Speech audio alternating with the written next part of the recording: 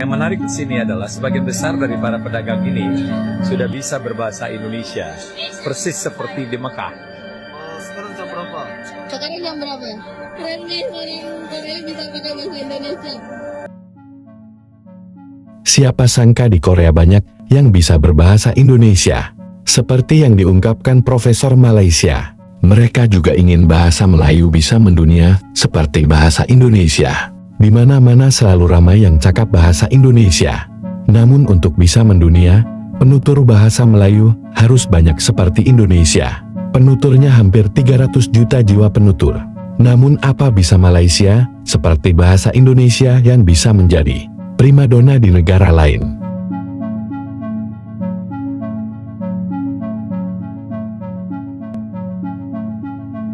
Saya lagi di Seoul, Korea, di satu jalan di mana banyak sekali terdapat makanan, berbagai macam makanan. Yang menarik di sini adalah sebagian besar dari para pedagang ini sudah bisa berbahasa Indonesia, persis seperti di Mekah. Karena banyak orang Indonesia, maka mereka mempelajari bahasa Indonesia. Jadi mereka sudah mulai menawarkan dalam bahasa Indonesia, kemudian transaksi dalam bahasa Indonesia yang sangat sederhana. Luar biasa kan?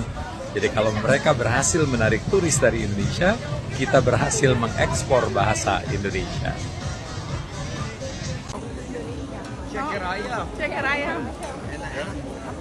Ketika orang Korea berbahasa Indonesia, I can do it Japur best, enak sekali.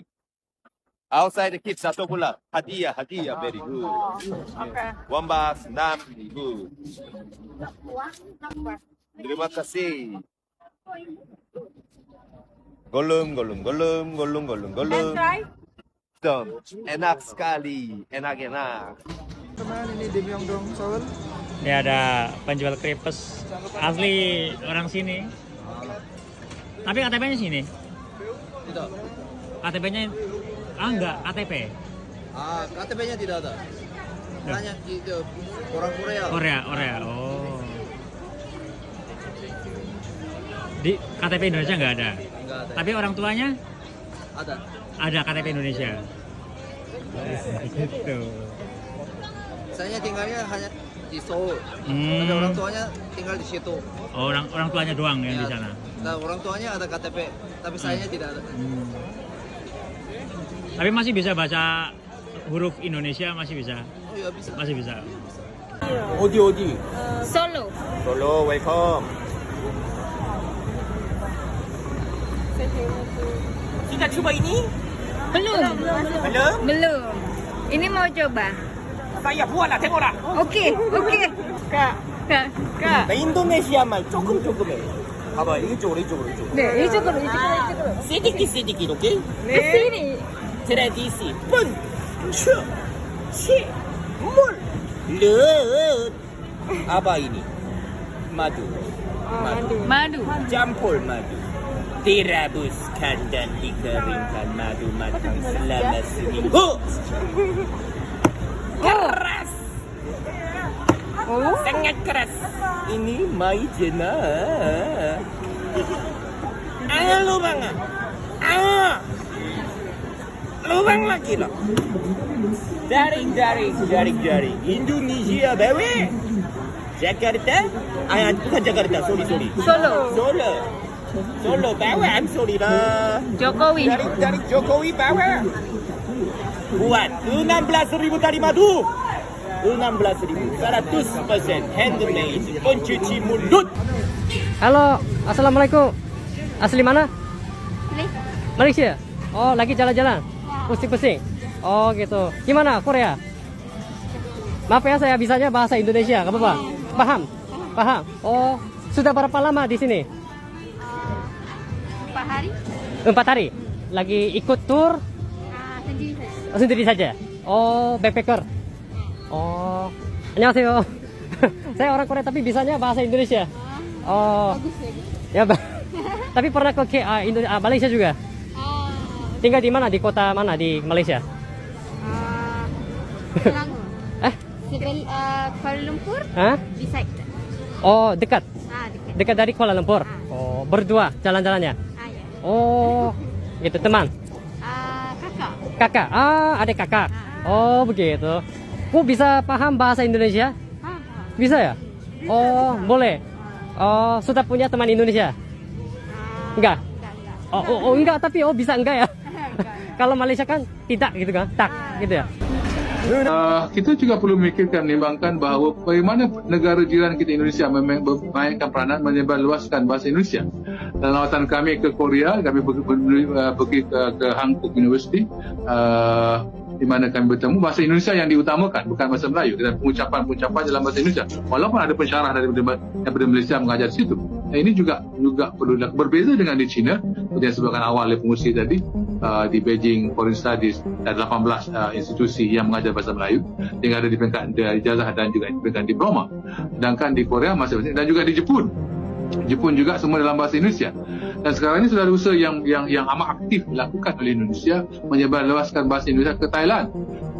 Di daerah-daerah seperti Selatan Thai, di mana guru-guru bahasa Indonesia dihantar yang gaji yang rendah dengan pengorbanan demi untuk menyebarluaskan bahasa Indonesia, maka mereka sanggup mengajar malah di Darul Ulum, di sekolah-sekolah pondok untuk menyebarluaskan bahasa Indonesia. Lalu Indonesia juga menawarkan beasiswa pada anak-anak Thailand di Selatan Thai untuk belajar bahasa Indonesia di Indonesia. Jadi semua ini tindakan-tindakan proaktif yang perlu kita pelajari, kerana kita ada kedutaan di seluruh dunia dan juga pejabat usaha tinggi serta konsulat-konsulat di beberapa bandar-bandar di seluruh dunia. Barangkali kita perlu lakukan untuk mewujudkan sekolah bahasa Melayu di kedutaan dan juga di pejabat usaha tinggi.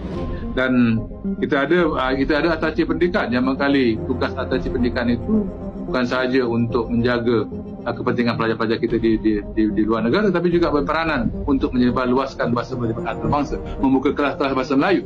Dan barangkali dengan adanya guru-guru bahasa Melayu di situ, dihantar ke situ, mungkin kita dapat memainkan peranan mempertingkatkan pelaksanaan bahasa Melayu sebagai bahasa antarabangsa.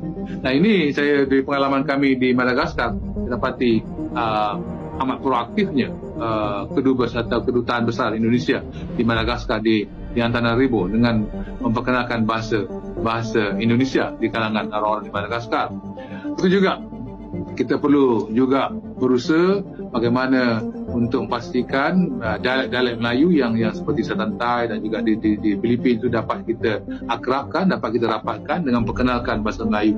Kerana Tagalog juga merupakan satu dialek Melayu, mungkin kita boleh lakukan ini. Seandainya kita berjaya menubuhkan satu institusi yang khas atau digunakan di peringkat kedutaan, di peringkat pejabat tinggi. Lalu semua tindakan-tindakan ini memerlukan iltizam dan keberanian, keseriusan dan kesungguhan pemerintah.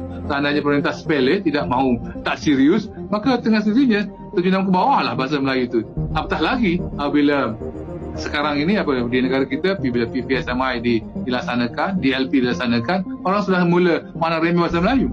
Orang sudah tidak menghormati bahasa Melayu, orang menuntut supaya bahasa-bahasa kaum lain diangkat juga sama taraf dengan bahasa kebangsaan. Ini semua perlu kita fikirkan bagaimana cara psikologisnya di negara kita di satu sudut pemimpin pemerintah tidak menghormati bahasa Melayu, mengutamakan bahasa Inggris. Di satu sudut yang lain juga bila adanya usaha memandang remeh bahasa Melayu itu, bahasa kebangsaan itu, maka orang lain juga menganggap bahasa Melayu tidak penting bila orang Melayu sendiri tidak menghormati bahasa Melayu. Ini juga perlu dipikirkan dengan serius bagaimana kita dapat mengatasi masalah psikologi di negara kita ini yang boleh menyebabkan keruntuhan bahasa Melayu. Itu saya pandangan awal. Lalu kita perlukan orang yang cerdik, yang tahu teknologi, yang dapat menterjemah seluruh hartanah bangsa dalam bentuk yang paling mudah, dalam capaian yang paling mudah dari segi dari ujung jari saja ketika terjadi setahun. Itu harapan saya.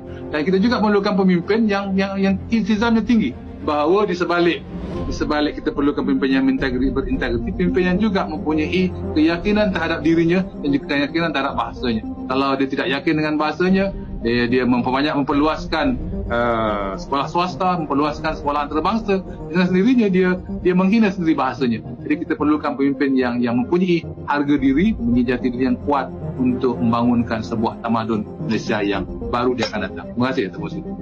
Dan bahasa itu perlu diperkenalkan, dikembangkan dengan strategi-strategi ampuh. Itu aspek kedua, iaitu tanpa strategi, tanpa perencanaan yang konkret, maka idealisme mungkin akan tinggal idealisme. Jadi daripada pihak pemerintah sendiri menjadikan satu dasar negara untuk mengantarabangsakan bahasa Melayu sebagai wadah, sebagai alat. Bukan soal bahasanya saja, tapi soal ilmu. Kita berkaitan dengan soal kearifan setempat. Inilah waktu dan peluang yang kita mengemukakan ide-ide besar kita, warisan budaya dan tamadun kita di alam Melayu melalui bahasa Melayu dan melalui berbagai program yang berasaskan teknologi moden. Dengan demikian, saya kira kita akan mencapai tujuan dan juga cita-cita untuk memberikan sumbangan besar pada proses globalisasi yang sering saya sentuh. Pendapat kalian gimana guys? Silahkan komen.